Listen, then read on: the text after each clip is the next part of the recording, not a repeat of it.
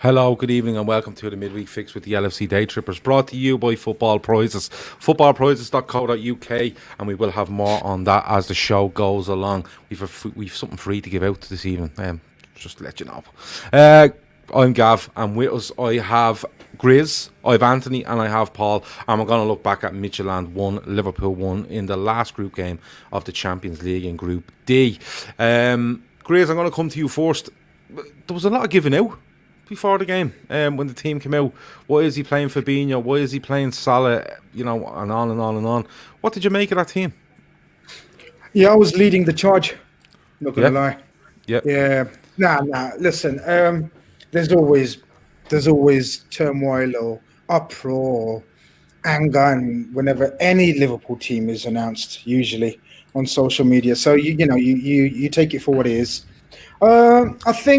I think a lot of the frustration maybe came from the fact that he was playing Fabinho more than anyone else. I mean, everything else you could have made a case for, including Salah. The fact that he's had 2 weeks off with COVID, he's been coming off in games slightly early, so he wanted to get sort of some rhythm. I still couldn't work out why he played 98 minutes, but maybe we'll get onto that later. But I think my personal frustration was with the fact that Fabinho are literally our best centre-back. Touch and go with Matip, why he was playing.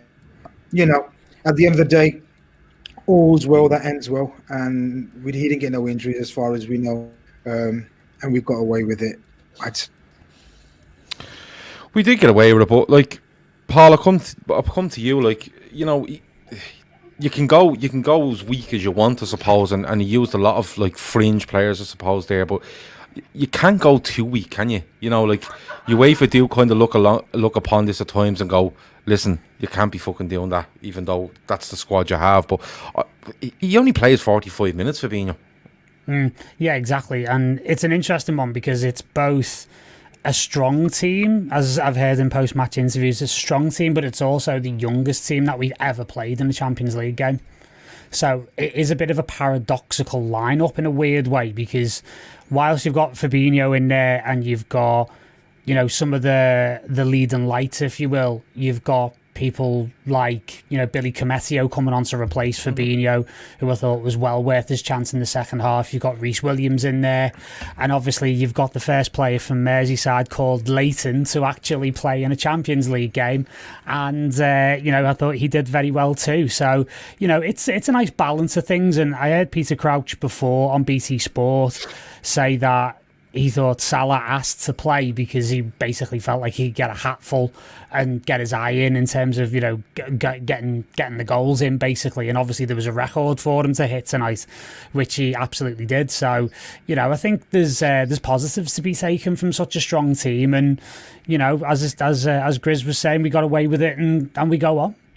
Yeah, absolutely. And like, it is one of those, like, we look back at the game against Ajax and we said, look, we get the win no matter how. It wasn't the prettiest game in the world, but we get the win, and this gives us the opportunity to, I suppose, rest players and not take a week off or a midweek off, but strategize a bit better and use play, because Henderson still comes on, Firmino comes on, Mane comes on, so he's obviously keeping them, like Grizz said, in a rhythm.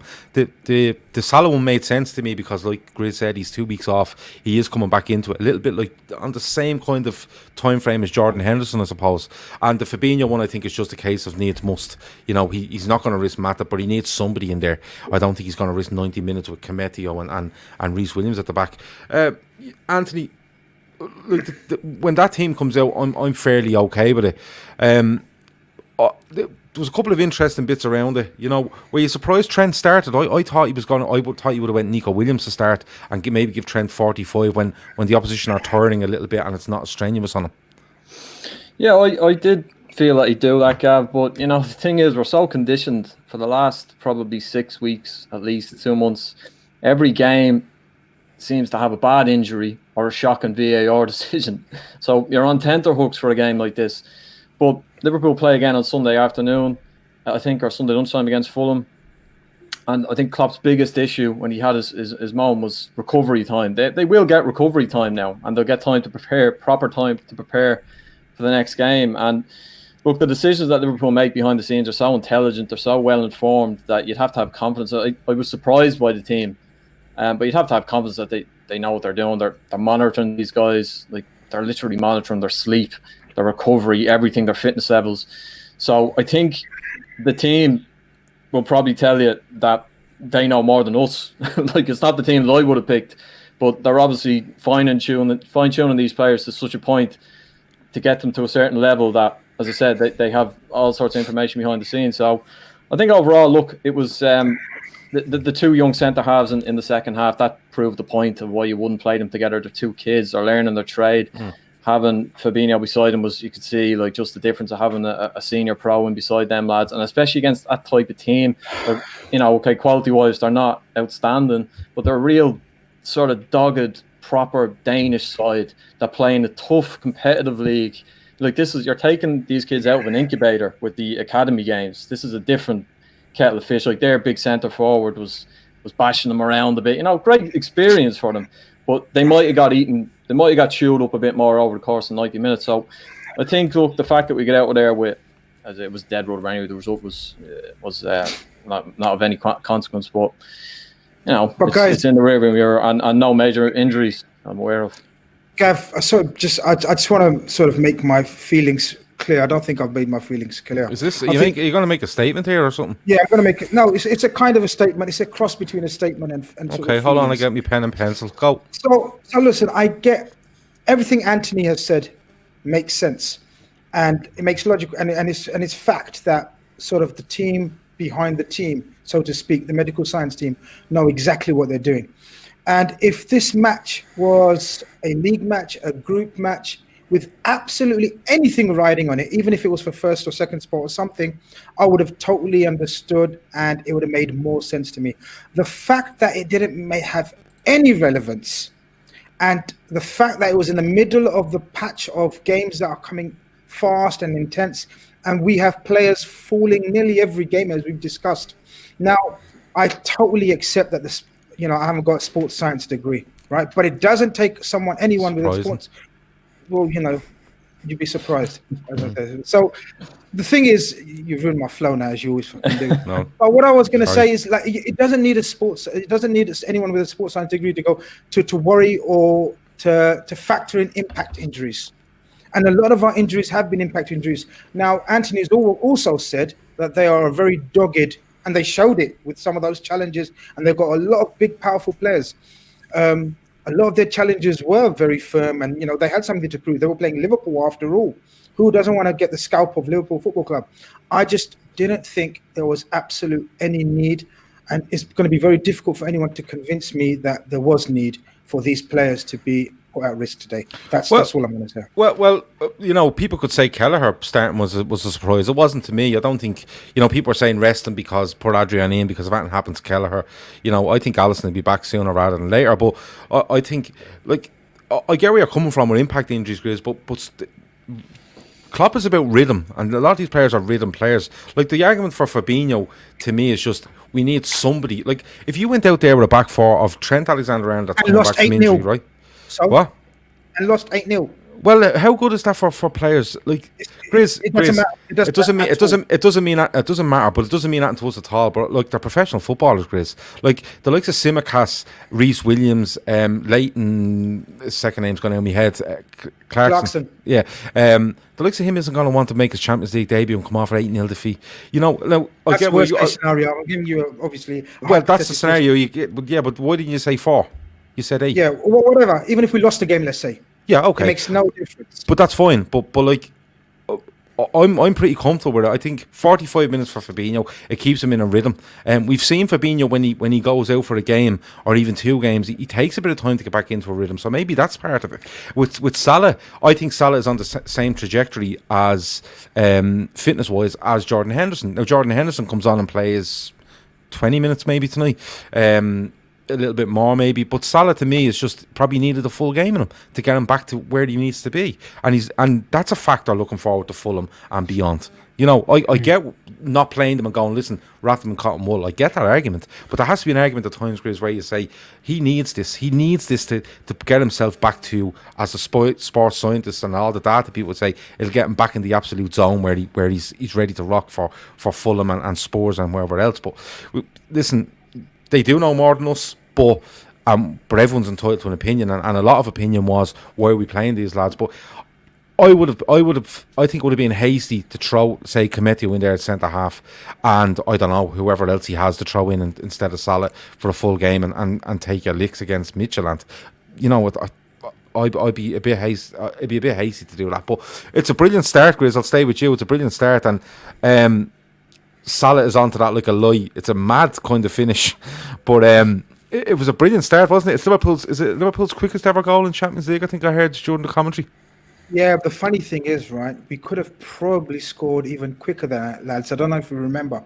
But just the attack, sort of leading up to that attack, Divock plays it into Salah when he could have sort of played it early or waited, and there's a bit of miscommunication. So it's a sensational start.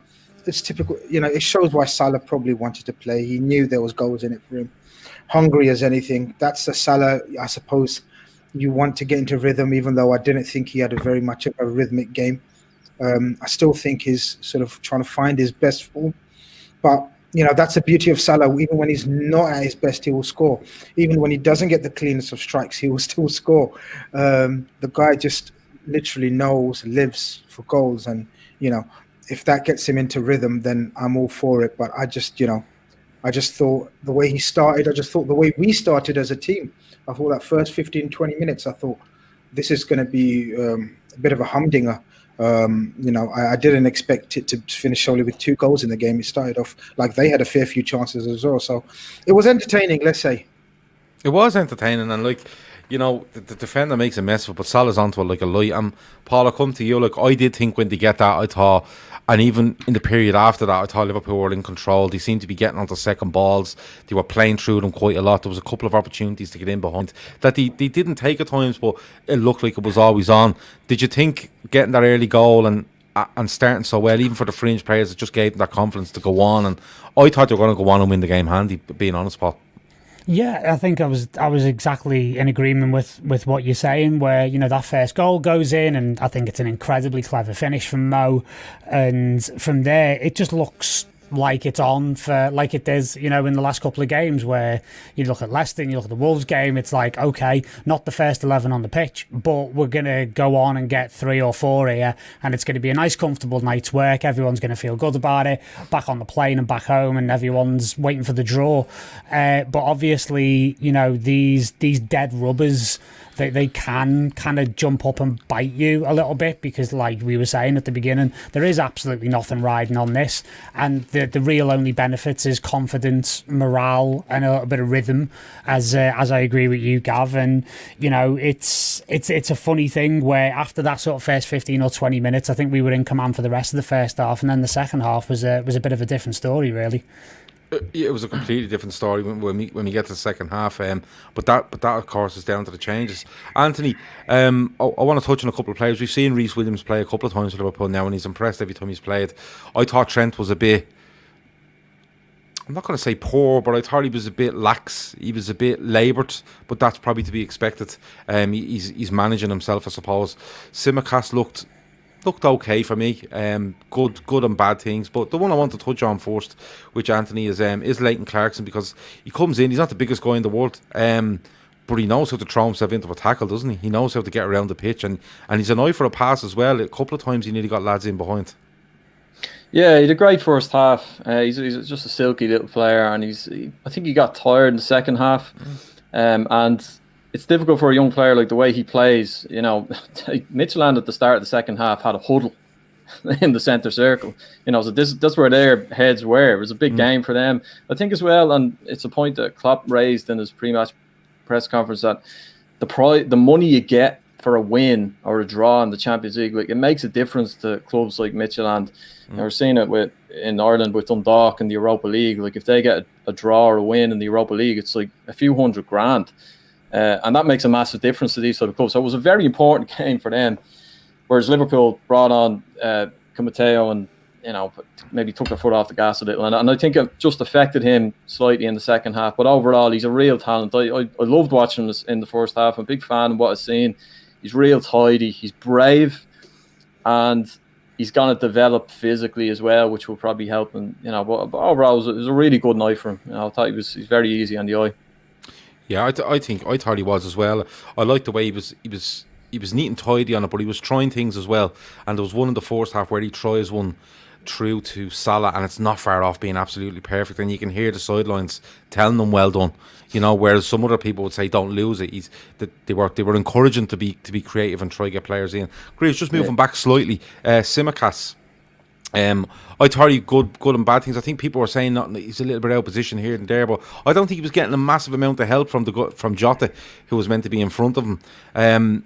What did you make of him, Grizz? I'm a little bit worried that he's gone off for a slight injury, but what did you make of him? I like the look of him, especially going forward. Yeah, I like the look of him. I've said before, I like his confidence. He's very much in the sort of, he's got the mentality of a Liverpool player in terms of even if he's not having the best day technically, he will still keep trying. He will still keep bombing forward. He's tenacious. Could do with developing a bit physically as well. The Premier League is a different ball game compared to the Greek league he played in. But overall, he needs to he's another player. It's difficult to judge him off one-off games. We often talk about sort of how harsh we are on the likes of Origi when he steps in. It's difficult to gauge the level of a one-off game, especially in a makeshift back four, makeshift midfield. Keita was. You got to remember, Keita was playing on his side as well of the midfield, and he's coming back, so he wasn't his tigerish best, energy-wise, pressing-wise. So all these factors you have to take into place. But on the ball, he's very calm. Yes, he loves attacking. So from that aspect, and the fact that he's very confident, he doesn't let his confidence levels drop. He done well. Yeah, and the thing for me, like I'm saying, I'm worried about that injury. It's not so much worry. It's just kind of, it's something you don't need. I'd love it just to come out and it's like, he's fine. He'd be grand if he needed to play against Fulham.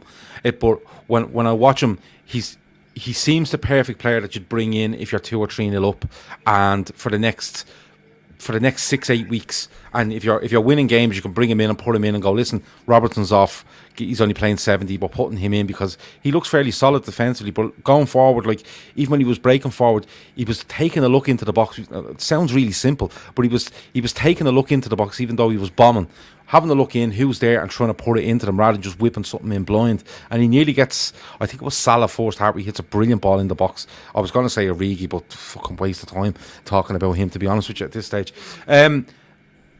Paul, I move on, and while we say Clarkson was really good in midfield, what did you make of Naby Keita? Because I thought he was quiet. Yeah, I think he's another one. I mean, like you're talking about Tsimikas and all of these kind of fringe players. It's a really big ask for them to come in because they've got very, very well-established pros in ahead of them. I mean, Tsimikas in particular with Robertson, but Naby as well is in the engine room of that team, and he's got to deal with Wijnaldum, he's got to deal with Fabinho when he's playing in his regular position, Henderson, Milner, the list goes on, Ox coming back, etc.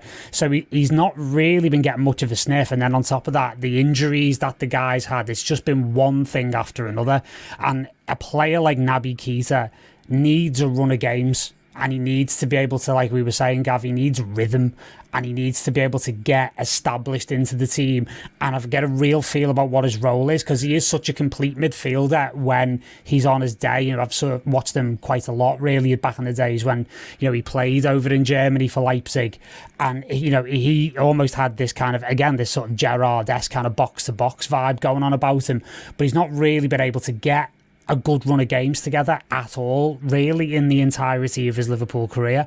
So it's been problematic for him, and I know a lot of fans are actually losing patience with him and saying that he's not going to cut the mustard, he's not going to make the grade, he can't be relied upon, he's made the biscuits, etc., etc.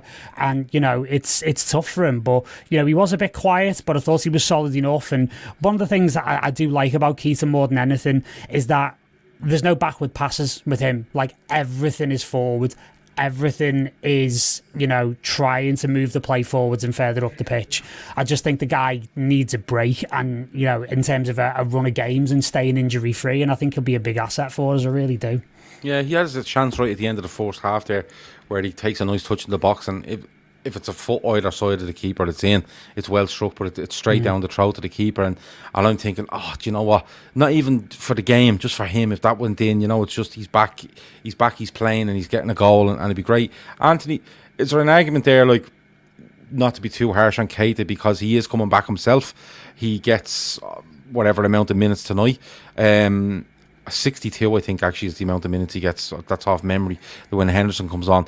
But is there an argument to say, look, he's coming back as well, you have to cut him a bit of slack despite everything that goes on around Naby Keita, and he's in there middle of midfield with Leighton Clarkson, who's making his Champions League debut? He probably felt a bit of responsibility to be a bit more reserved and protect this lad as well while they're playing.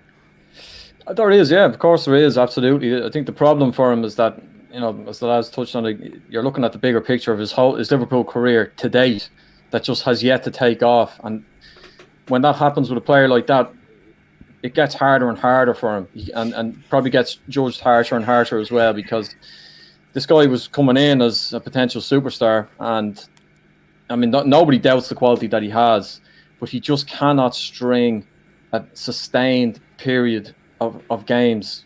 He just can't do it. He hasn't done it yet, really.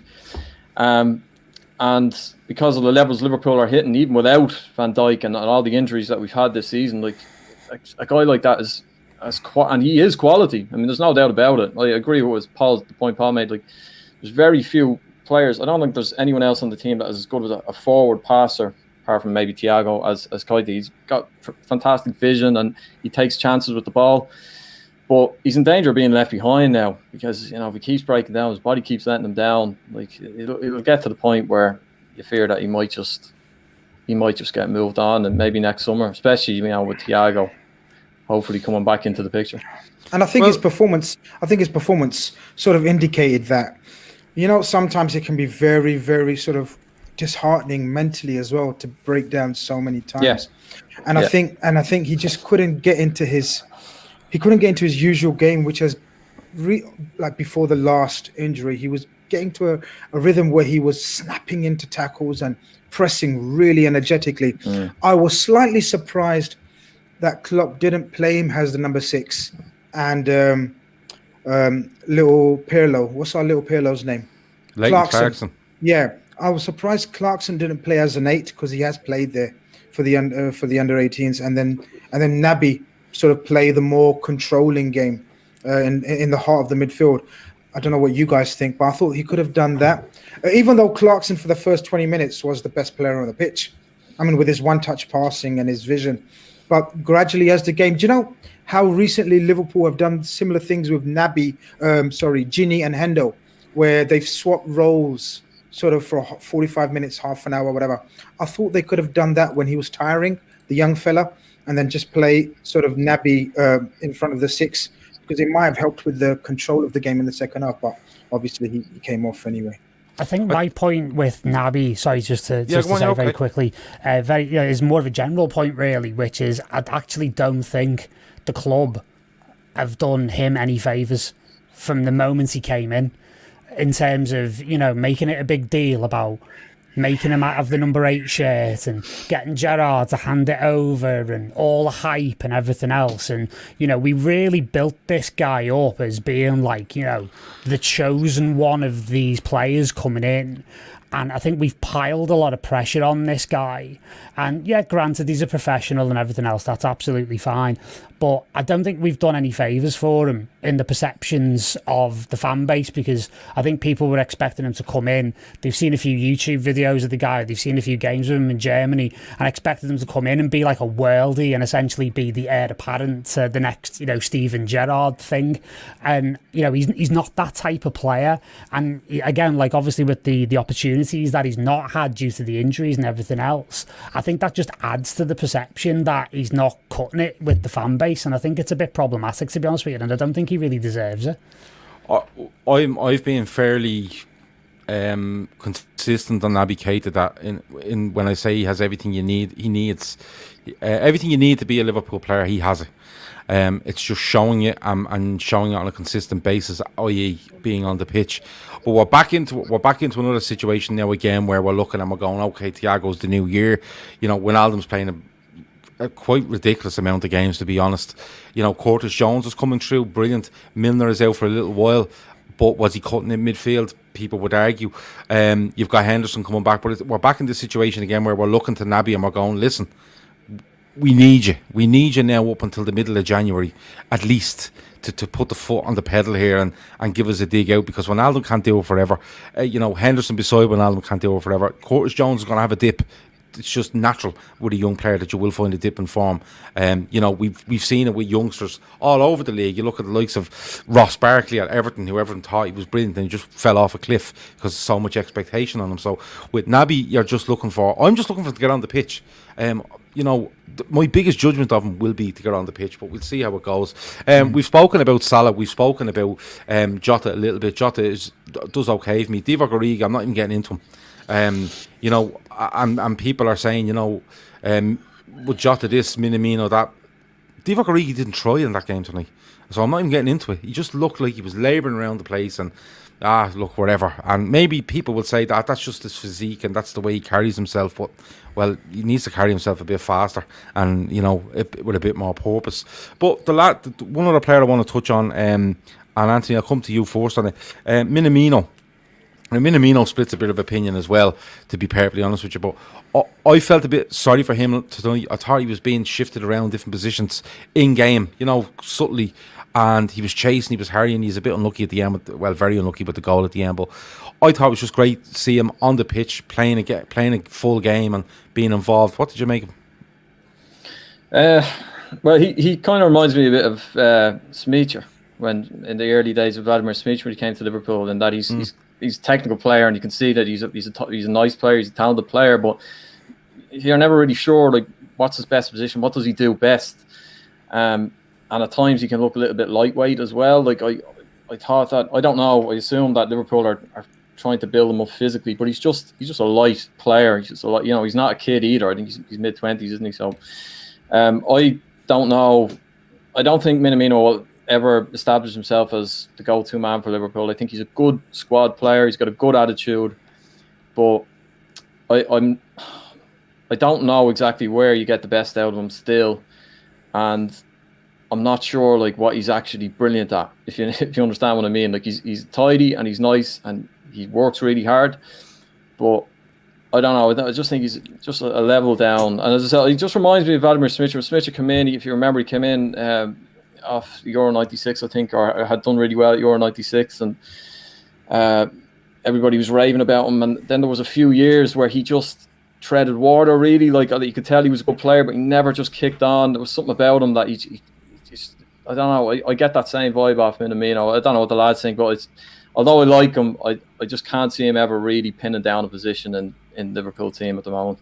Kev O'Sullivan says he's a 7.5 million squad filler. That's it. Yeah, that's a fair point, yeah. Yeah, I think that's a fair point as well. He reminds me a bit of Yossi Benayoun, to be honest with you. I think he is light, he's quick on the ball, low centre of gravity, has a shot on him, has an eye for a pass. But again, I don't think it's how I'd love to see someone just say to me, Minamino plays in this position. And I know people say, oh no, you need to be able to do certain things, and no, not really. You can have players and teams that are just dedicated. Like, you're not going to play Andy Robertson, like, you know, right side of midfield. He's a left fucking back. You know what I mean? So I think Minamino needs that. My preference on Minamino is in a 10, in a 4-2-3-1. That's my preference on him. But I think there's enough signs there to say yes, he's a squad filler, but yeah, he can come in and he can show signs of quality, and I'd love to see him get a goal in a 4-2-3-1 for Liverpool as a 10, and see where he goes. But Grizz, where do you want him? Same. You know, I agree with that, because that's my point that you've stolen. But listen, that's sharing is caring. But no, we both discussed that that's his best position, or his favoured position. You know, the attacking player behind a base, and today he didn't have a base behind him. Again, very much like Tsimikas, it's difficult to judge him when they're not playing with the A team, so to speak. Sort of, I know he had Salah with him, but then sort of He had to do a lot of covering for the young kid Clarkson and Naby alongside him. He's not a central midfield player per se. He's a 10, or he's one of the three behind a focal point of a striker. I disagree with sort of playing him early in the season where we tried to, or near the end of last season where we tried to play him in the Bobby role. I just don't think he has the physical attributes to play in the Bobby role, but he has similar attributes to both players that you've mentioned. Anthony mentioned Smitsa, and you mentioned Benayoun. I think he's a cross between both, and he can play sort of. If we played that 4-2-3-1 with a double pivot in midfield, let's just say for argument's sake, Hendo and Gini, and then three, and he could play any of those three roles behind the striker, and that's why I think he'd flourish. And I think it's unfair to sort of start making judgment calls on him now. Because Kevin, I think, said in the chat, he's a 7. We saw a bargain, 7 million doesn't harm our budget. He's a squad member. Utilize him when we can, and then if he develops into a gem, lovely. If he doesn't, we can easily get our money back down a couple of years. But it's way too early to sort of make judgment calls on him. I get the frustration, but we're so elite in the attacking forward line that it's difficult for a newcomer unless your name's Jota. But let's not forget Jota cost 45 million as well. Yeah. So you gotta weigh these things up. I think be a bit patient with him. He'll come good. Yeah, Owen Conway asked Gav, what signs have you seen just out of interest? The signs for me is that the type of player he is. Like, when I see him out wide and the touches he's taken, I think if you put him more centrally and he takes those touches, he's opening teams up. Where he just takes that touch and gets away from somebody and he has a whole pitch to look at rather than he's, down on the right wing or down on the left wing.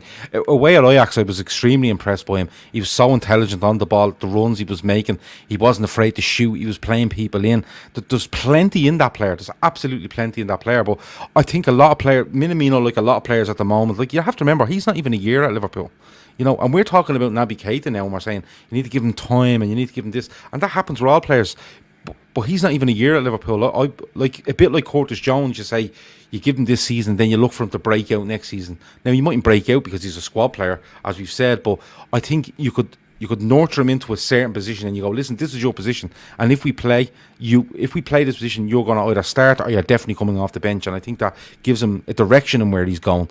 But I think there's plenty. I genuinely think there's plenty in that. Paul, are you one of those that just thinks you watch it, you see how it goes, and like Grizz says, if it doesn't happen in the next year to 18 months, you move him on and you see what happens? I mean, it's one of those, isn't it? He was signed, frankly, off the back of an incredible performance against us at Anfield, because all the players came off the pitch that night saying, wow, that kid's unbelievable, we should sign him. And pretty much 2 weeks later, the deal was done. And for me, I personally think I look at him and yet you see flashes and you see little bits of it and you obviously want the kid to do well. But for me, I've heard a lot about him not settling in the area. I've heard of him actually struggling with the language, and on top of that, I always think about the trophy presentation at Anfield when we beat Chelsea and he's off on his own and Henderson has to bring him in to be part of the group. For me, there's just something there culturally or personality wise with the player that isn't gelling at the moment. That's not to say that it won't settle down, and it never will, but the signs for me don't look positive, because we're not playing him in his natural position. Because again, if you think back to the way he played against us last year for Salzburg, he was very much, as you were saying correctly, in that number 10 role, and it was late runs into the box and it was a layoff and he was coming onto those balls and he was timing those runs unbelievably well and looking at real danger. For me, he doesn't fit in the front three. I think we've maybe signed him with a view to potentially becoming the sort of spiritual successor to Bobby Firmino, because we've got a real problem on our hands in 2 or 3 seasons when Bobby starts to decline and really starts to age, because there is quite frankly no other player in world football like Bobby Firmino, and he is so crucial to how we play that we are staring down the barrel of quite a dramatic stylistic change once Bobby comes towards the twilight of his career. So I very much think Taki was brought in as a long-term look into, well, can we get this guy to this level? Can he learn the Firmino role? Can he get those attributes? And I'm not seeing it at the moment. That being said, I do think, like you were saying, with now being like we were all saying, he needs time. He probably needs another year. Very much nothing ventured, nothing gained, especially with the fee that we paid for him. And if he blossoms, because some players blossom second or even third season, you know, he's still a relatively young guy. He's obviously got all the potential in the world. I think there's maybe a little bit of a self-belief problem as well, because what another thing I'm not seeing is a real nasty cutting edge to his play. The way Mo's got that kind of real ruthlessness when he gets into position, and it would be nice to kind of see that develop within him. But at the moment, I'm not quite seeing it, and hopefully it will come. But I don't know. For me, the chances aren't looking good at the minute. The way I look at it, it's a Ragnar Klavan, isn't he? Equivalent in terms of attacking, attacking version of. And let's not forget, he scored a perfectly good winner, which I know Gav enjoyed. I did enjoy for a minute, Good winner. and then the 15 minutes afterwards, trying to decide what was wrong with it was great as well. But we'll get to that in a few minutes. But the thing for me, like you talk about the trophy presentation there, and it's an interesting one. I don't know if it's a person. It might be a personality thing, but it might be someone just going, lads, I turned up in fucking January here, and the game stopped in March, and I was in lockdown. Like, poor Scouser Tommy there says the lads arrived not speaking English, and he spends the first 4 months in lockdown, which is a fair point. You know, he's less than 2 months at Liverpool, or maybe 2.5, or 3 months, sorry. And then it's like, oh, listen, see it in 4 months' time. You know, that's difficult for anyone. You know, I love to see you at Liverpool, but Jesus, put me in lockdown in it, and it's going to be difficult if you're moving lock, stock, and barrel there. You know the way. So there is certain elements to this where you kind of go, you have to cut him a bit of slack. I think there's a player in there, and I think I would be surprised if he's not. If we're not talking about a much improved Minamino in probably at least 6, but definitely 12 months time. I'm being honest with you. It's a Frizzell to send him out on loan. I don't think we have the bodies to send anyone out on loan, to be perfectly honest. And I don't think it does him any favours tonight with the fact that Origi's playing. Every time I watch Minamino, he seems to be playing with Origi, and people are saying he's running around. But he's running around like a headless chicken. Well, he probably is, yeah, because the other fella isn't running at all. You know, that kind of way. And that's the truth of the matter. So, look, we'll leave Minamino there, but I think it's definitely a work in progress. I think factoring in everything, when you look at the club, he's at the club a year and 4 months, just about a year, and 4 months of that he was in lockdown. I think it's fair enough to say that he deserves a little bit more time, but there's definitely something there. Moving on. Second half, of course, Fabinho goes off. I believe Grizz made a phone call there and said, listen, get him off, stop acting the bollocks. So that happened. Billy Kemetio comes on. You see a couple of changes coming on, and you see Henderson come on throughout. You see Mane, you see Firmino, a couple more of the heavy hitters come on, and that's just to keep them ticking over for the weekend. But Billy Kemetio, Anthony, I'll come to you. He comes on. There's a lot made of this young lad. He's 17, possibly 18 now, and he's an absolute unit. But I think there was a harsh reality there tonight of what first team football is really like from. Yeah. Well, I mean, look, he came on at half time against a team that got themselves really fired up. He made an early mistake, I think, where he tried to pass it back to Kelleher with his right foot, and it went out of play. So, you know, he's nervous probably to start. That shakes him. He played against a strong, clever centre half that kept backing into him and moving into little areas that was asking questions of him.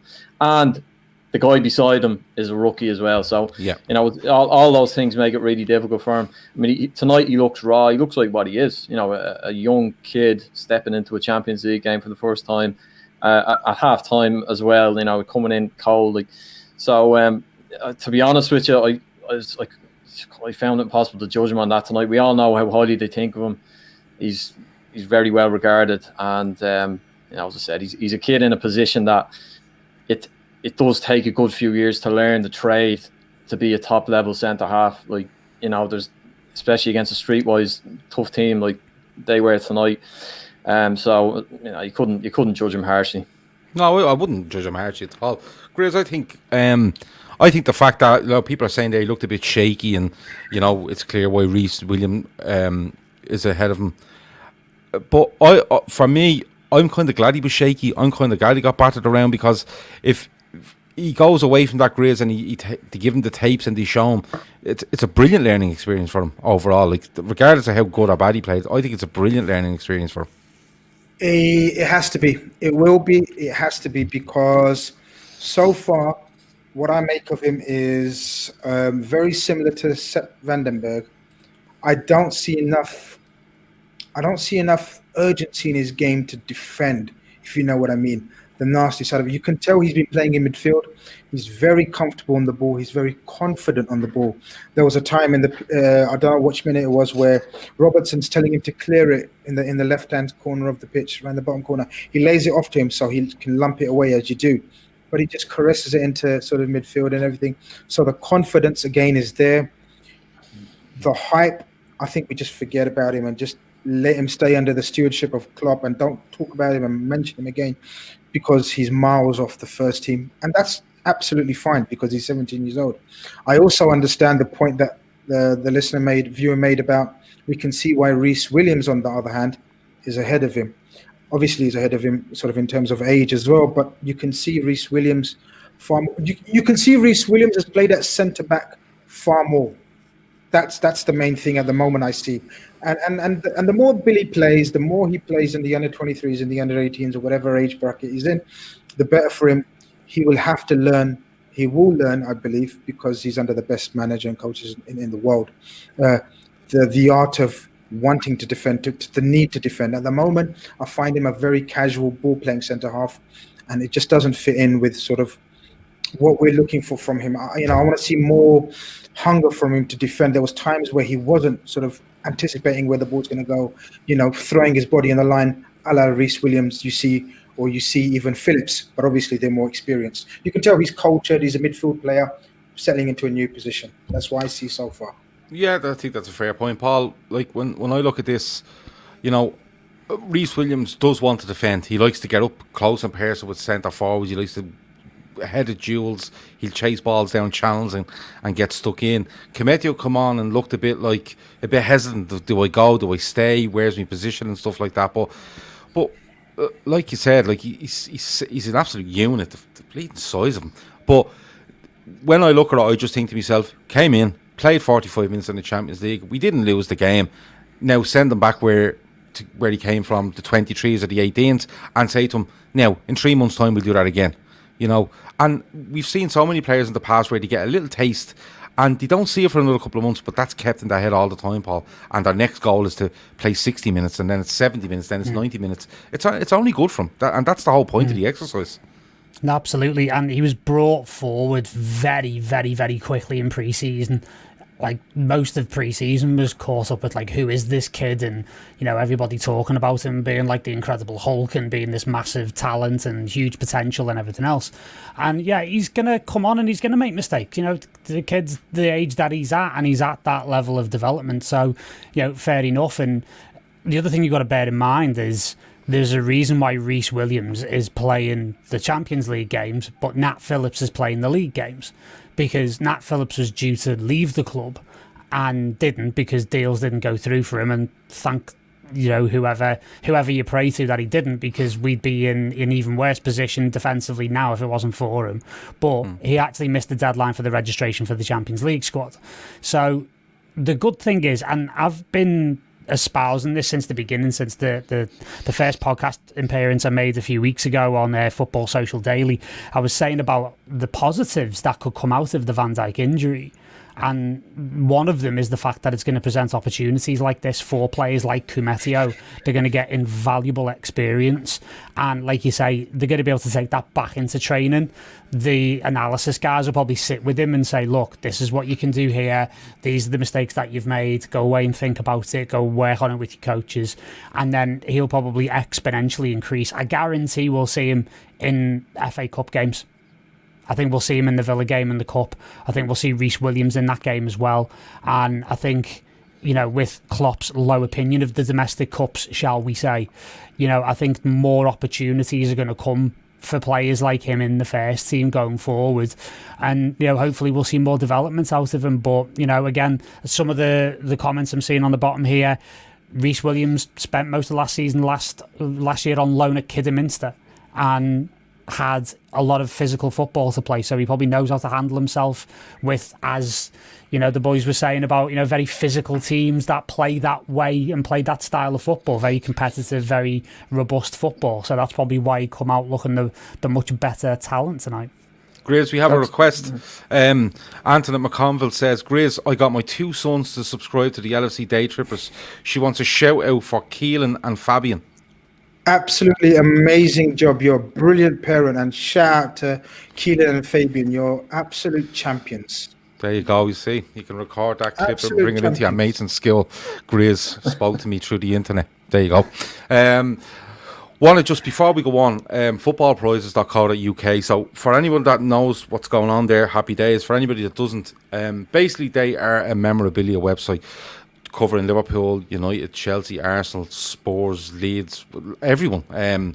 Wolves. I've seen loads of different bits, but basically they do draws every week. Now, the best thing to do is explain this one for you. This week's Liverpool's one is a signed and framed Steven Gerrard jersey from 2005. Of course, we all know what happened in 2005. 99 tickets maximum in this draw. £4.95 per ticket. Okay. And basically, you go onto their website, you find the Steven Gerrard one, you go in, you pick the number that you want between 1 and 99, or 2 numbers, or 3 numbers, and bang it in, pay for it, and the draw is made live at 8:30 on their Facebook page on Friday night. It closes at 7:30. The prizes are brilliant. They've been brilliant so far. We've had a signed Milner one, the Gerrard one now. I can't remember what the first one was, but it was Van Dijk. It was Van Dijk, the first one. So go to footballprizes.co.uk and have a look there. You might have mates that are, or friends or family that are fans of other clubs. You see something you like. Some of them are only 66 tickets. Some of them are 80 tickets. They vary. There's even they give away Xboxes and all sorts of stuff. It's a great website. But go there, have a look at the Milner one. They've given us a free ticket for this week's Milner signed and framed one. But I meant to give this away. I don't know how to give it away. So what I'll do is I've worked it out. Well, I've worked something out as well. I could ask people a question and they could all throw in answers, or we could just stick Anthony McConville's 2 sons in and see if they win. Put a yes or a no up there for Anthony McConville's sons to be given the free ticket to see if they can win that signed Milner jersey. We're on the same wavelength, me and you. We are never on the same wavelength, ever. This is why we're going to go so far. Yeah, we go so far and then we kill each other. But put a yes or put a no in there. I think we should give it to Anthony's two sons and see if they can win it and they can lash it up there. And if they win, we don't want that off you, but stick it in your bedroom, take a picture and say that we gave it to you. It'd be brilliant. Right, moving on. Lads, I have to talk about this penalty. Okay, just loads of yeses coming in there. So I think Anthony McConville's sorted that. So we'll sort that out for you, Anthony. The penalty that's given, right? So, Paul, I'll come to you. Let me try remember this properly, right? A ball's put through. Kelleher takes the guy down. A penalty's given, but the offside flag is up. He's called offside. They go to VAR. They take an age. They can't see if he's offside or not, so they decide to overrule the linesman. Even though they've no evidence to overrule him, they overrule him and give a penalty. Am I right in saying is that the gist? Who knows? Who knows? Because, I mean, I feel like a bit of a fool right now because all I've been saying through the debacles of the Premier League, VAR in the last few weeks is, hey, it's not like that in the Champions League, right? It's not like that in other leagues. And look at the mess that they've made of this tonight. It is absolutely ridiculous. They are guilty of absolutely everything that the Premier League have been doing with getting their angle measurers out and their protractors and their school math sets and drawing these lines and etc, etc. And if anything, there's even less transparency because immediately they don't show you the replay, so you've got no idea what's going on. And for me, the whole thing is just an absolute mess because it's the way that it's changed the way that the game is played because the play has to continue while they have to, figure out whether or not it's an offside or not an offside, and that also influences the play. I mean, for me, I personally don't think there's enough contact for it to be deemed a penalty anyway.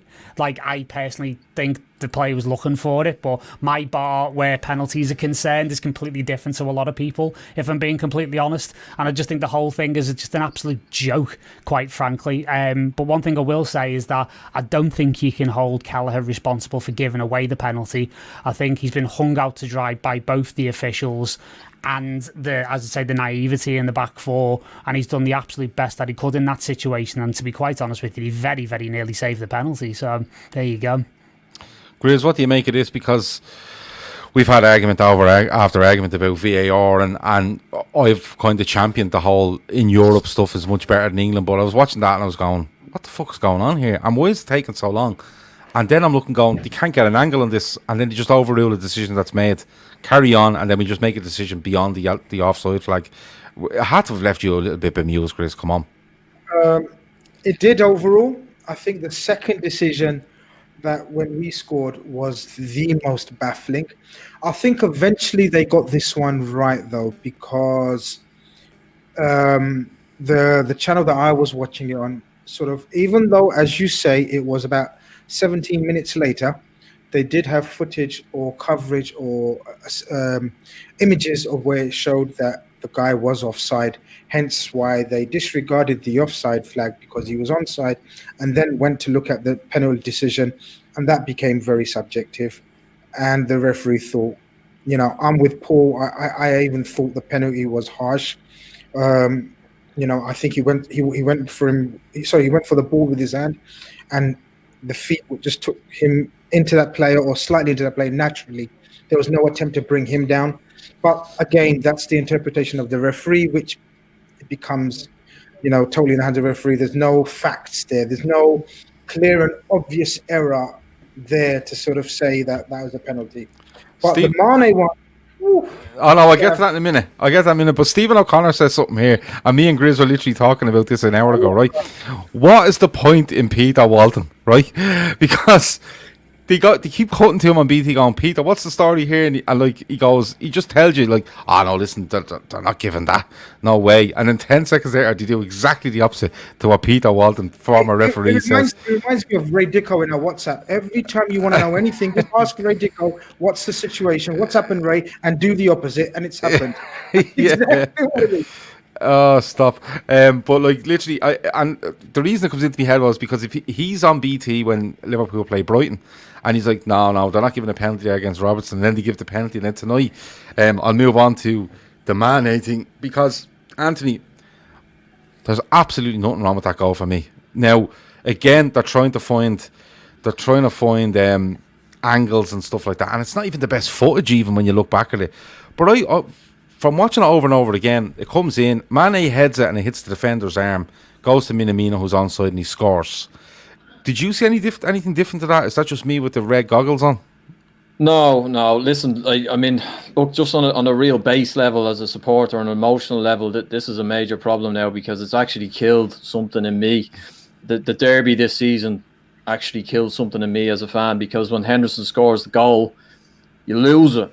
I mean, you absolutely lose it, and that the best feeling as a fan, you have it, and then what happens. And I have to say, I know we've had VAR issues for a while now, but for me personally, from that point on, there's just something that dies a little bit inside you. It's got to the point for me, Gav, that the game against Wolves on Sunday, at the incident with Cody, I saw the replay, I could see that Mane hadn't touched him. I still didn't know if they were going to give a penalty. I still thought they might actually give it. Even though he can see that it's clearing up, because it's got to that point now, and it means that you sort of detach yourself from things like that. So the goal goes in, and you're kind of waiting. Is there something wrong with that?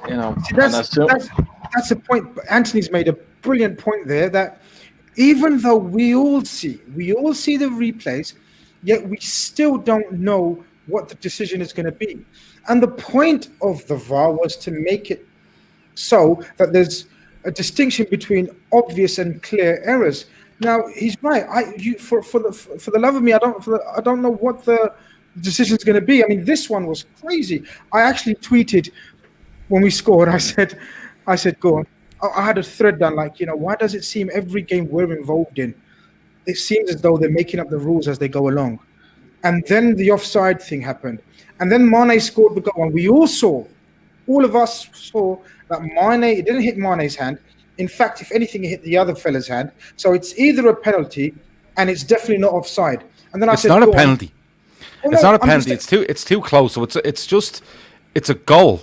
That's the only decision you can really make. I don't think the penalty comes into it. I watched this get ruled out, and I laughed, thinking, nah, it's not going to get ruled out. I'm just having a giggle to myself. Lo and behold, it's ruled out. Unbelievable. I just couldn't. Like people were saying, they couldn't find the right angle, and I'm kind of going, oh, that's no excuse. This isn't like, down the park, videoing your mate playing football. This is the Champions League. They should have all the angles. Bring all the cameras with us, But for me, it was just a mad decision. It goes on for 8 minutes. Then you can see Klopp on the sideline, and listen. People know I'm not a fan of VAR, but I don't want rid of VAR. I want VAR to change where it's transparent. The rules are actually set in stone, so we're not, just making things up as we go along. And we need to start getting rid of stuff like saying clear and obvious. Keelan, Antoinette's son is on, and he says he's just confirming that Antoinette is his mother, which is great. That's great stuff. And he said he's enjoying the show. I'm glad you're enjoying the show, mate, and thanks for subscribing. You're an absolute gent. Do us a favour, Keelan, if you send me an email right now to lfcdaytrippers@gmail.com and just try your name into the email, and we'll sort things out from there. So, lads, I'm going to ask for a man of the match before we go, and then I want to talk about the draw and stuff like that, and one other thing as well. Anthony, man of the match for you. I'd like to give it to the young Clarkson. I think just for the first half alone, I thought I liked watching him a lot tonight, and I like players like that anyway. To be honest, like just he's tidy, classy, silky operator. So I'm gonna give it to him. Okay, yeah, I'm happy with that. Paul, come on, I'll let you go next. You look ready. I'm going to agree. Leighton Clarkson for me. Klopp didn't really name check the German player he was saying before the game about who Leighton reminds him of, but a lot of people are saying the working theory is that it's Lothar Matthäus, and I actually think that's a really, really good shout. And this kid looks like he's got the world at his feet, and he was thrown in tonight and he looked fantastic. So yeah, Leighton for me. Okay, Grizz. A very honourable shout for Clarkson for his first half an hour. I thought he's absolute magical. He tired, which is natural. He's a kid, and the setup, the whole of the setup in midfield wasn't sort of, made for him. I thought he was fantastic, absolute bright future. But I'm going to give it to Caoimhin Kelleher again. The guy just grows on me every single time. Disregard the stupid penalty incident. I thought the guy handled everything. Ball back to him, new back four, young back four, different back four. Did it phase him? Absolutely not. Comfortable with the ball at his feet, claiming, made a couple of shots as well. They piled on the pressure at times, but it didn't phase him. He didn't get overawed, didn't panic. And again, it just spreads onto the defense where you just don't think you're under a barrage of pressure when you've got a keeper like that. He's so calm about things. I'm going to give it to Caoimhin. Caoimhin Kelleher. Yeah, no problem. I'm going to agree with you, Chris. Mark it down, log it. I agree with you. I just like the way I just like everything about him. He's not as good as Alisson. He's nowhere near as good as Alisson. But he's a similar style, and that's enough for me to be comfortable. Instead of watching a fella that just won't kick a ball far, and wants to take 10 minutes with it in the box and have a good look at it, as opposed to this guy Kelleher. It's just, he will make mistakes. People will throw the penalty stuff at him. I think that's a bit harsh, but he will make mistakes. There's no doubt about that. As he goes out throughout his Liverpool career. But I thought again tonight he was calm. He made saves when he needed to make saves. He was, he caught a lot of stuff that came in the box. He's very good with his feet. He's very cool. He sees the pass early. For a goalkeeper, he actually sees passes early and just gets it out of his feet and bangs it. He was pinging Alexander-Arnold all first half, just putting it straight in front of him all the time. But I think it was really, really, really good. Lads, one or two things before we finish, and Paul, I'll come to you first. Wijnaldum. There's a lot going around now. There's more stories coming out around his contract situation. It seems to be money now. A lot of people made out that it was a case of, look, he knows when everyone's fit, he's for choice and stuff like that. I don't really go along with that, but it seems to be a money thing now. Where do you think we stand on this, Paul, and what do you think the club's next move should be? I think it's immediately obvious what the club's next move should be. It is pay the man what he asks. It's that simple. It's completely non-negotiable.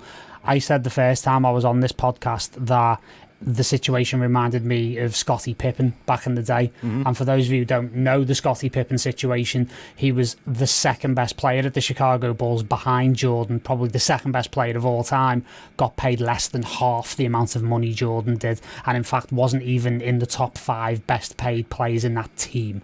And it was a disgrace how low that guy got paid for his talent. And Wijnaldum's situation reminds me of something similar.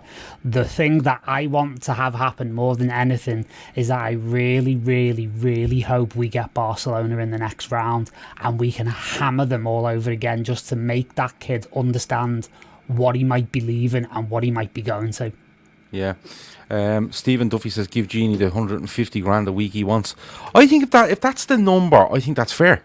You know, people are saying Grizz is nodding his head there. I think 150 grand, I don't know if Grizz is saying it's not 150 grand or he doesn't think 150 grand is fair. But Grizz, I think, you know, I think the club definitely want him to stay, but they've a limit to what they want to give him.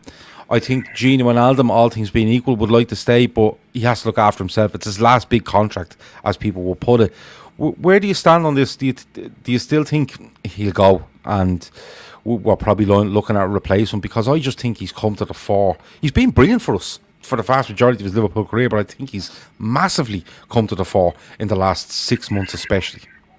Look, it's difficult because we always, and even today, we've talked about trusting the medical team, trusting Klopp, trusting to know the process that they follow, the rules and sort of limits they have, and in terms of how they work out people's contracts when they're up or renewing them.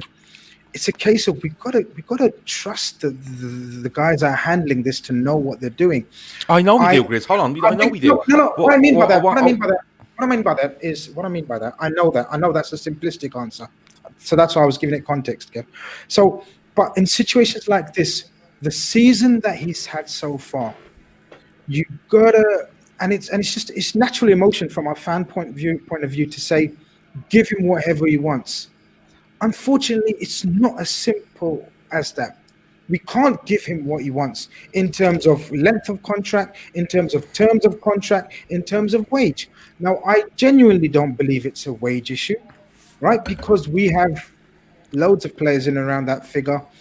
I genuinely think it's knows where he wants to know where he is in terms of first, like sort of enough playing time. Now you got to remember when this contract offer first came up, he would have known he's not automatic first choice. Add to that THIAGO, to the mix, and when everyone's fit, he still probably thinks in his head maybe that possibly he's still not first choice. So if, let's say Fabinho, Hendo, THIAGO, everyone's fit. It's his last contract. He's refused the first offer. I think there will be a second offer based on the emotion and the way Klopp has talked about him in press conferences. But at the end of the day, it's again, we have to know what is going on behind the scenes. If he wants a 4-year deal, for example, as a cushion, as an insurance, are we saying give him the 4-year deal? No problem whatsoever. No, I know where you're coming from with that. I know where you're coming from because if you play that game with him, other players will come along and say, let's play the same game. Absolutely. I get that. But what I'm saying to you is, there's no way for me that you couldn't turn around and say, everyone being fit, that THIAGO, Henderson, Wijnaldum, Fabinho as a 4, just for argument's sake, right, would not get enough games in this Liverpool team season on season. But simply because, A, the amount of games we play, B, the amount of injuries we get because of possibly down to how intense our game is. You know what I mean? So that doesn't really wash with me. He wants assurances on game time. I don't know of many Liverpool players that get assurances on game time. Klopp seems to be, if you're good enough, you play. If you're not, you won't. You know the kind of way. But I would say, I hate to say it, I think he goes.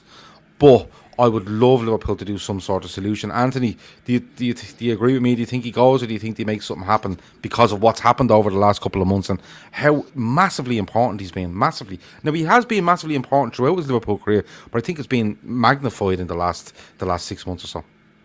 Yeah, well, he was one that was probably underrated for a couple of years. You know what happened with him?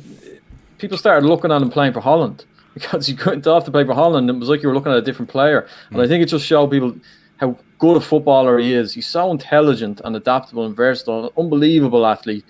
And the last 6 months particularly, he has been brilliant. I mean, I absolutely love him. I'd hate to see him go. I think Liverpool will lose a huge amount if we lost him. I thought he was going to go, but I think, to be honest with you, I think the way Barcelona look at the minute, that might scupper it, because they just look so bad and so shambolic. If it was Barcelona, we were led to believe that they're the ones that wanted him and that had turned his head. The way that club is at the minute, we don't even know if Koeman's going to last till Christmas, which again might change the narrative of it. So I actually think Liverpool might find a way to keep him, and I hope they do, because he's fantastic. I agree with everything Paul said. He's a great player, and he's kind of been not an unsung hero the last few years, but still strangely underrated. I think he hasn't always got his dues. I think maybe underrated, yeah, but I think when this contract comes down to the nitty gritty of it now, people are starting to realise how important he is, and it's taken a mixture of his performances and the fact that he's there every bleeding week playing. Like Grizz said last week, I think he was 6 games in 17 days he plays. So the fact that he's there all the time, plus the fact that now there's a real possibility of losing him. I think people's opinion and estimations of him have really gone up and being focused because of it. Paul, you want to get in there? Yeah. Because for me, it's like, he's literally like the marathon man. He's there all day, every day, 24/7. The guy's on 70 grand a week. Now, from what I understand, you've got fringe players like Shaqiri and Naby Keita who are on more money per week than he is. So I can completely understand his situation. And the fact is, his contribution compared to what he's being paid is paling into insignificance. So I can understand this situation. I absolutely can. Because I know if I was working twice as hard at a job and getting paid half as much as some people, I'd probably be questioning my situation. The thing that is even more to his credit is the fact that his professionalism has not for 1 second been called into question. No. We've not had a, dare I say it, a Fernando Torres situation where he downed tools and he was looking for the move and he was only playing when he thought he was in the shop window. We haven't had a situation like, say, for example, a Coutinho situation where he said he didn't down tools, but he kind of went missing for a bit. We're talking about someone who is an ultimate professional. And I've got to say, from the medical thing and everything else, fair enough. And I've been talking about development curves and all this stuff the past few weeks. However, the guy's still getting better. The guy's still peaking. And he may well be one of those where he looks after his body. He's not, thankfully, had many major injuries. He may well play till he's 35, 36 to the top level. Now, we're talking about Barcelona here and the fact that Koeman might get the elbow and the Barcelona thing might go by the wayside. Other clubs aren't going to look a gift horse in the mouth. You're telling me clubs like Bayern Munich aren't going to come knocking for that guy? Because for me, Ginny walks into the midfield at Bayern and he improves them. And he will have a lot of top suitors on his phone next month, knowing that there's a pre-contract in the offing and you could get a world-class player for probably nothing. Did you want to go in there, Grizz, yeah? Yeah, I think it's probably similar to what you was going to say and definitely what Kevin's going to say. Kevin's put up there. But Paul, the thing is, I totally agree with what you said in terms of he's on a feeble wage compared to everyone else. And especially in relation to the effort and the amount of times he plays and everything about him. He's Mr. Durable, so pivotal. But he's been offered a very lucrative contract. Now, how high do you go with wages then? Are you saying, so for example, let's say he's been given 140, double his wages, right? He's refused that contract on the basis of length of contract, but not wages. Now, do you go and say, okay, well, give him what he wants, or do you still, from a Liverpool point of view, do you still try to bargain with him and come to a resolution that he'll be happy and we'll be happy. Because as Gav said, then there'll be other players that come in knocking on the door who are on the verge of renewing their contract and say, look, this fella's 31, whatever, you've given him a 4-year contract, blah, blah, blah, blah. We want par. We're not a club that bows down to sort of... Yeah, but the problem is, Grizz, is that if you put him on 140 grand a week, theoretically, right, how many players better than Wijnaldum are turning up at your door that aren't already on 140 grand plus? Not many. So what I'm saying to you is, like, if Wijnaldum gets 140 grand a week, that's not going to make Mo Salah knock on the door and go, he's on 140 grand, I'm on 200, I want 250. That's not how it works. And you're not going to get Shaqiri turning around going, I'm on 120, you've made him on 140. Listen, bud, you'll never fucking hear. You know what I mean? You're blagging a living at this stage. So while I do agree with you to the point where you can't give him whatever he wants, if it's a ridiculous 200 grand a week, you know, and then you start getting people knocking on doors. I think if you put him on a par with mid-range 120, 30, 40 grand, I don't think there's many people out there that can argue. I think the length of the contract might be an issue. And a lot of people are saying he's looking for a new challenge. And Paul's saying there the likes of Bayern or Barca seemed really like a runner, but Koeman's having a disaster. I wouldn't be surprised if he says fuck all and you see him in the Premier League for somebody else next season. I personally think it's a 4-year deal. We've offered him a 2-year deal. It's not the actual wages itself. I think we will come to a compromise with 3 years.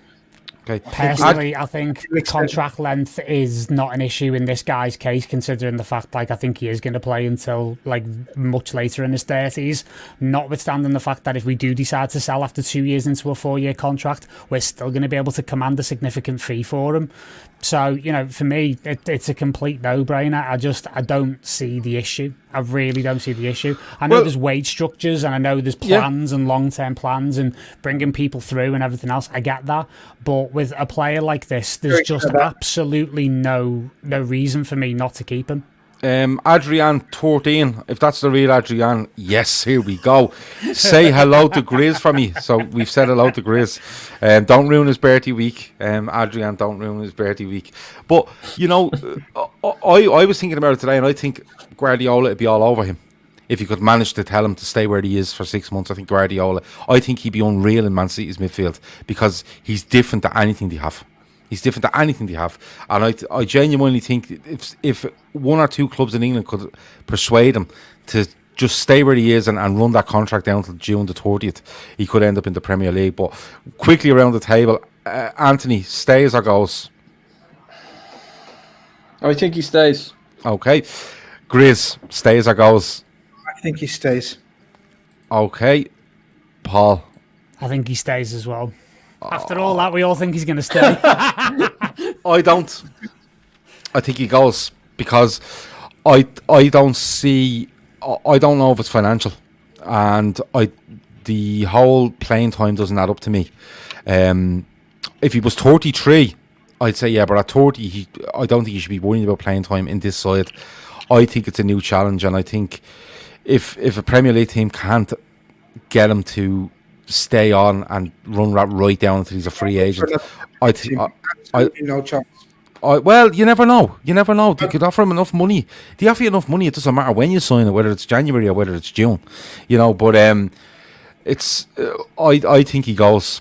Unfortunately, but I think it's going to be a sad day when he goes. I think if he goes, I don't think he's going to go to an English team, if I'm being honest with you. I think he goes abroad. I think he goes to a Spanish team, or he goes, I think Italy would be a great fit for him. I think like an Inter Milan or someone like that would be perfect for him. I think Bayern is a good show. I think Italy is a good show because someone said there, never underestimate the lure of Italian football to Dutch players, which is, a lot of these players grew up with Hull, Rijkaard and Van Basten being their heroes, and they were AC Milan legends. You could see him in Spain, absolutely. But all I'm saying is, I'm not saying it could 100% happen, but the couple of English clubs, if they'd any sense, would be kind of having a quiet walk going, listen, we'll match anything they're given, plus whatever, to keep them in England and play for us. But I really hope, Juventus on a free is fucking nailed on, isn't it? That's what they do. But I really hope that he stays, but I just wanted to have a discussion about it. Lads, the draw for the Champions League, when is it, Grizz? Monday, I think. Monday? If I'm not mistaken. Okay, Monday. Anyone you fancy and don't fancy, Grizz? Anyone apart from Madrid, Atletico Madrid, sorry, that is. Anyone Okay. apart from Atletico Madrid, I'm very, very happy with. Atletico Madrid are a very nasty team. I know you think we're going to smash them 4-1 in both legs, but Uh-huh. yeah. Okay. Paul, anyone you like or dislike in this one? Mentioned it before. Barcelona. I want Barca. I want to finish them off completely. I just want to ruin them all over again. Okay, no worries. We can all get on board with that. Anthony, anyone you like or dislike in this? I'm convinced we're going to get Barca. I have a feeling that we're going to get them, but I go with tradition and say Porto. Like, Yeah. Like every other year. Yeah, Porto's the crack, yeah. Porto is the crack. I think that's it. I think we're done. Grizz, anything else before we go? Oh, I'm fine, thank you. You sure? Absolutely. Okay, good stuff. I enjoyed that. Paul, anything else before we go? No, all good. All good. It's good to get everything off our chests, I think. Best way. Absolutely. Anthony, anything else before we go? No, I'll go, Gav. Good to All chat good. to you All boys, good. yeah. Right, well, listen, we're taking a day off tomorrow if that's all right with you. We're not doing anything tomorrow. We're lashing out content every day of the week. We have to take a day off at some stage. If I don't get to the driving range tomorrow, there'll be trouble. Friday is the Friday forecast. We'll have a look at the Premier League weekend's football. I know I'm on that. I know Lee Gunnar, the Arsenal fan, is on that. And we'll have 2 more people to join in on that as well on Friday. I'm going on to the football terrace tomorrow to tell Terry Fleurs exactly what's wrong with Manchester United at 10 p.m. if you want to go on there, because that will be great. I will be bringing cans. What else there? The Fatback 4 on Sunday, 10 o'clock, but we are doing our first ever official watch-along for Liverpool v Fulham from Craven Cottage at 4:30 on Sunday. Jamie and Keith are the men that have put their names forward. They will be live from 4:20. They will do the whole first half. They will take a little break at half-time to go and get refreshments. They will come back and do the second half, and they will do a few minutes afterwards as well. So listen, you've asked for this. We said we wouldn't do it, but you've kept asking, so we said, look, we'll do this as a one-off, see how it goes. If it gets a good response, we might continue it on, but go and support the boys on Sunday from 4:20. Talk about United. Anybody want to talk about United before we go? Grizz, Manchester United. What's your feelings? No, I think you've said enough. In that sort of Twitter thread that I saw on United, I think I agree with your opinions. I think everyone should listen to you tomorrow. I think I'd rather not speak about United on this show personally. I just feel, do you know what I mean? Talking about Man United on this show. Okay, no worries. Okay, geez, you're very aggressive. But my feelings on Manchester United is that every time they lose a game, they blame the board, and every time they win the game, they should be giving Ole Gunnar Solskjaer another contract. You cannot blame it all on the owners of that football club when the money that's being put in. The outlay for that club is astonishing when in compared to where it is. And look, I'll have it out with Terry tomorrow night, and we'll see where we go from there. It's been an excellent show. I've enjoyed it. Liverpool have drawn 1-1 in the last group game. They're through as group winners. The draw is on Monday. See us on Friday. See us on Sunday for a watch along, and see us on Sunday night for a Fatback 4. It should be good. It usually is, isn't it, Chris? Oh, the best show on YouTube. We know that. Everyone knows that. Join in, subscribe, like, share. The usual stuff. Yeah, it'll probably be crap on Sunday now after you saying that. Over and out.